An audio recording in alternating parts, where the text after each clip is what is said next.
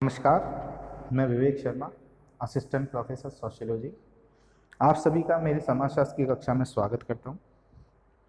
मेरे पिछले वीडियोस में हमने भारतीय समाज में विद्यमान विभिन्न विविधताओं का अध्ययन किया था। आज हम भारतीय समाज की एवं संस्कृति की अनूठी विशेषता, उसकी विविधता में एकता का अध्ययन करेंगे। इसके अंतर्गत हम भौगोलिक विविधता में एकता, ऐतिहासिक विविधता में एकता, धार्मिक विविधता में एकता, सामाजिक सांस्कृतिक विविधता में एकता, भाषाई विविधता में एकता, राजनीतिक विविधता में एकता, प्रजातीय विविधता में एकता, जातीय विविधता में एकता, मानसिक विविधता में एकता पर चर्चा करेंगे। चलिए तो हम शुरू करते हैं भारतीय समाज एवं संस्कृति की विविधता में एकता।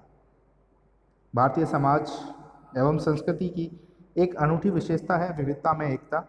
इस विशेषता ने ही इसे अनंत काल तक अब तक जीवित रखा है। भारत में प्रजाति, धर्म, संस्कृति एवं भाषा की दृष्टि से अनेक भिन्नताएं पाई जाती हैं। इन भिन्नताओं के होते हुए भी संपूर्ण राष्ट्र में एकता के दर्शन होते हैं। इस संदर्भ में सर हर्बर्ट रिजले ने उचित ही लिखा था, भारत में धर्म, रीति रिवाज और भाषा तथा सामाजिक और भौतिक भिन्नताओं के होते हुए भी जीवन की एक विशेष एक रूपता कन्याकुमारी से लेकर हिमालय तक देखी जा सकती है। वास्तव में भारत का एक अलग चरित्र एवं व्यक्तित्व है जिसकी अवहेलना नहीं की जा सकती। CEM जोड़ भारतीय संस्कृति की एकता के बारे में लिखते हैं कि जो भी कारण हो, विचार तथा जातियों के अनेक तत्वों में समन्वय, अनेकता में एकता उत्पन्न करने की भारतीयों की योग्यता एवं तत्परता ही मानव जाति के लिए भारत की विशिष्ट देन रही है। राधा कुमुद मुखर्जी ने भारत की एकता को प्रकट करने वाले पंडित नेहरू के उद्धरण का उल्लेख किया है। पंडित नेहरू ने एक बार कहा था कि भारत का सिंहावलोकन करने वाले भारत की अनेकता और भिन्नता से बहुत अधिक प्रभावित हो जाते हैं। वे भारत की एकता को साधारणतः देख नहीं पाते, यद्यपि युगों युगों से भारत की मौलिक एकता ही उसका महान एवं मौलिक तत्व रहा है। 5 या 6 हजार वर्ष हुए कि सिंधु घाटी की सभ्यता उत्तर में फली फूली और कदाचित दक्षिण भारत तक फैल गई। इतिहास के उस प्रभाव से अगणित जातियां, विजेता, तीर्थयात्री एवं छात्र एशिया की ऊंची ऊंची भूमि से भारत के मैदान में सैर करने के लिए आए, जिन्होंने भारतीय जीवन, संस्कृति और कला को प्रभावित किया, किंतु वे इसी देश में विलीन हो गए। इन संपर्कों से भारत में परिवर्तन हुआ, किंतु उसकी आत्मा मौलिक रूप से पुरानी रही। यह तभी संभव हुआ होगा जब मौलिक एकता की भावना की जड़ें गहराई तक हों, जब उन्हें नव आगंतुकों ने स्वीकार किया हो।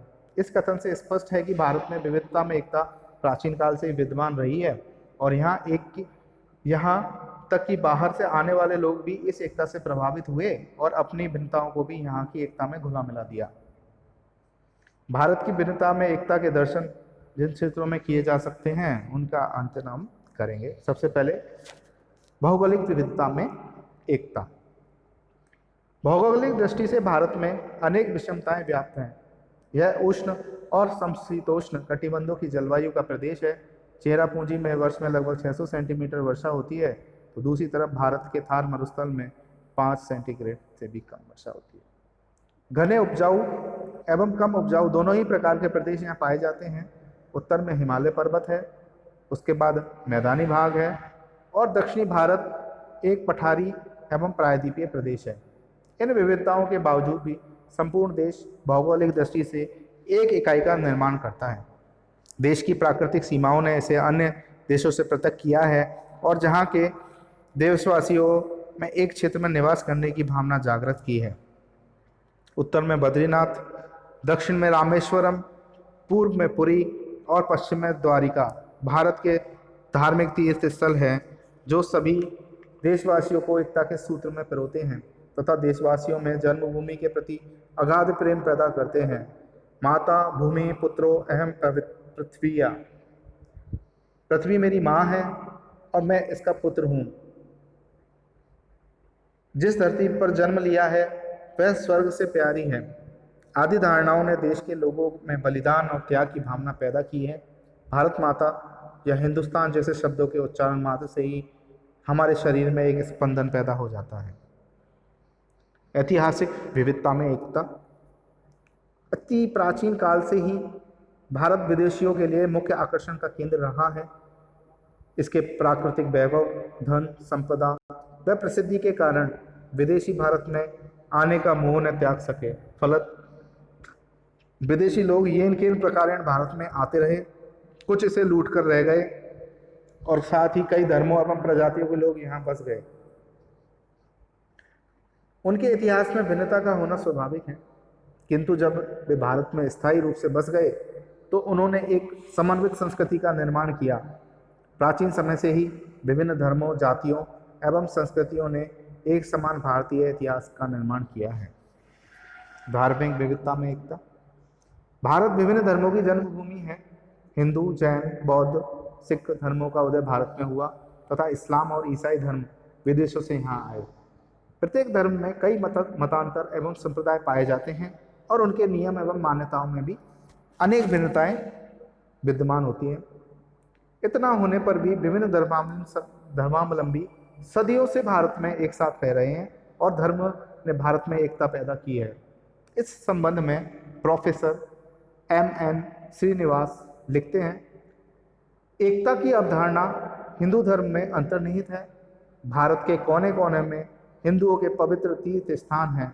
पूरे देश के हर भाग में शास्त्रीय संस्कृति के कुछ विशिष्ट पहलू दृष्टिगोचर होते हैं। भारत न केवल हिंदुओं के लिए ही पवित्र भूमि है, यह सिख, जैन और बौद्ध धर्म के अनुयायियों के लिए भी पवित्र स्थल है। मुसलमान और ईसाइयों के भी भारत में अनेक तीर्थ स्थान हैं। विभिन्न धार्मिक समूहों में जाति प्रथा पाई जाती है और इससे इन सब के एक समान सामाजिक युक्ति दिखाई देती है। होली, दिवाली, दशहरा, ईद, नववर्ष आदि अवसरों पर हिंदू, मुसलमान व ईसाई परस्पर एक दूसरे का अभिवादन करते हैं। संकट व दंगों के समय वे एक दूसरे को शरण देते हैं। एक ही व्यवसाय में विभिन्न धर्मावलंबियों के साथ साथ काम करने के कारण सामाजिक एकीकरण की प्रक्रिया को बल मिला है। भारत में गांव बहुजातीय एवं बहुधार्मिक भी हैं। उत्तर प्रदेश में हिंदू काश्तकार और मुसलमान भूस्वामी, हिंदू भूस्वामी और मुसलमान काश्तकार पाए जाते हैं। कर्नाटक के रामपुरा गांव में कुछ हिंदू बड़े भूस्वामियों के काश्तकार और नौकर मुसलमान हैं और मुसलमान जमींदारों के काश्तकार और नौकर हिंदू थे। हिंदू आम के बगीचों के मालिक हैं, किंतु मुसलमान आम का व्यापार करते हैं। जब भी किसी समुदाय के लोग आर्थिक क्षेत्र में कुशलता प्राप्त करते हैं तो दूसरे धर्मों के लोग उसके उपभोक्ता या ग्राहक बन जाते हैं। धार्मिक समुदाय और उनके व्यवसाय एवं धंधों में भी संबंध देखा जा सकता है। उदाहरणार्थ, पारसी लोग मदिरा का व्यापार करते हैं। मोपला व्यापारी प्राय केरल, मैसूर और मुंबई में ही हैं। जैन व्यापारी मुंबई, गुजरात, राजस्थान, कर्नाटक और बंगाल में रहते हैं। फिर भी कई नए जाति समूह व्यापार के कारोबार में लगे हैं, जिससे जातीय बंधन शिथिल हुए हैं। आज संपूर्ण भारत में विभिन्न समुदायों के लोगों के फैलाव और उनके द्वारा अपनाए गए विविध आर्थिक कार्यों के कारण सामाजिक एकीकरण की प्रक्रिया को बल मिला है। धर्म ने एकीकरण का कार्य किया है, फिर भी कई बार इसका प्रयोग संकीर्ण सामाजिक व राजनीतिक उद्देश्यों की पूर्ति के लिए भी किया जाता रहा है। विशिष्ट धार्मिक समूहों का समर्थन पाने के लिए अनेक संगठनों का धार्मिक नाम रख दिया गया, जिससे कि उनमें धार्मिक चेतना उत्पन्न की जा सके। हिंदू महासभा और मुस्लिम लीग इसी के उदाहरण हैं। यहाँ तक कि शिक्षण संस्थाओं के नाम भी धर्म के आधार पर रखे गए हैं। ऊपरी तौर पर विभिन्न धर्मों में हमें भिन्नता दिखाई देती है, किंतु सभी के मूल सिद्धांत में समानता है। सभी धर्म आध्यात्मवाद, ईश्वर, नैतिकता, दया, ईमानदारी, सत्य, अहिंसा आदि में विश्वास करते हैं। धार्मिक सहिष्णुता और समन्वय की भावना ने ही लोगों में एक होने का भाव पैदा किया है। देश के चारों कोनों में स्थित हमारे धार्मिक तीर्थ स्थान भी धार्मिक एकता के प्रतीक हैं। गांव के कुएं पर स्नान करते समय एक व्यक्ति गंगा, गोमती, नर्मदा, कावेरी, सिंधु, सरस्वती आदि सभी नदियों से उस जल में प्रवेश करने की प्रार्थना करता है। इस प्रकार से देश के लोग विभिन्न भागों में स्थित नदियों, पहाड़ों, मंदिरों और तीर्थ स्थानों के उपासक हैं, जो इस बात का स्पष्ट प्रमाण है कि धर्म ने भारत को सदियों से एकता के सूत्र में बांधने का प्रयास किया है। यहाँ इस्लाम एवं ईसाई धर्म को मानने वाले लोग भी करोड़ों की संख्या में रहते हैं, लेकिन भारत एक धर्मनिरपेक्ष राष्ट्र है। यहाँ प्रत्येक को अपने धर्म पालन की पूर्ण स्वतंत्रता है। सामाजिक सांस्कृतिक विविधता में एकता। भारत में विभिन्न क्षेत्रों में निवास करने वाले लोगों के परिवारों में विवाह, रीति रिवाज, वस्त्र शैली आदि में पर्याप्त भिन्नता पाई जाती है। इसके बावजूद भी प्राचीन काल से ही भारत की सामाजिक संरचना एवं संस्कृति में एकता के दर्शन होते हैं। संयुक्त परिवार प्रणाली, जाति व्यवस्था, वर्णाश्रम व्यवस्था, कर्म व धर्म आदि संपूर्ण भारतीय समाज में प्रारंभ से ही मौजूद रहे हैं। इन तत्वों के समरूपण और मतैक्य के कारण भारतीय समाज में संतुलन और स्थायित्व दृढ़ बने। यही कारण है कि भारतीय संस्कृति में कोई मुख्य व्यवधान उत्पन्न नहीं हुए। यह कहा जाता है कि परिवर्तन सांस्कृतिक व्यवस्था के अंतर्गत हुआ है, न कि सांस्कृतिक व्यवस्था का। दूसरे शब्दों में, कुछ संशोधनों को छोड़कर मूल रूप में प्राचीन सांस्कृतिक और सामाजिक मूल्य और मानक आज भी बने हुए हैं। भाषा, रहन सहन, खान पान में भेद होने के बाद भी कई सामाजिक धार्मिक उत्सवों एवं त्योहारों का प्रचलन सामान्य रूप से हमारे देश में रहा है। होली, दिवाली, रक्षाबंधन, दशहरा, रामनवमी जैसे त्यौहार सभी प्रांतों में मनाए जाते हैं। राम, कृष्ण, हनुमान, दुर्गा, सीता, लक्ष्मी, सरस्वती आदि सभी का पूजन लोग करते हैं। आध्यात्मवाद, पुनर्जन्म, जीवन चक्र, स्वर्ग नरक आदि से संबंधित विचारों में भी सभी भारतीयों का विश्वास रहा है। अनेक सदियों पुरानी प्रथाएं, रीति रिवाज, रूढ़ियाँ एवं परंपरा आज भी यहाँ प्रचलित हैं।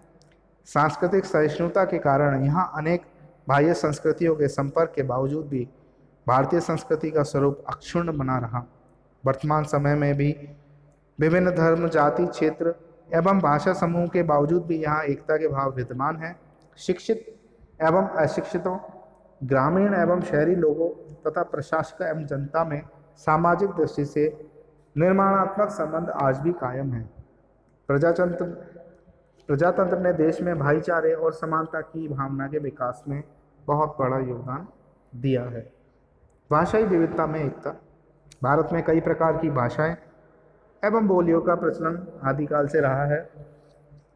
हिंदी, उर्दू, कश्मीरी, पंजाबी, सिंधी, गुजराती, राजस्थानी, बिहारी, उड़िया, असमी, मराठी, तेलुगु, तमिल, कन्नड़ एवं मलयालम आदि भाषाएं भारत के विभिन्न भागों में बोली जाती रही हैं। भाषा की इस विविधता के उपरांत भी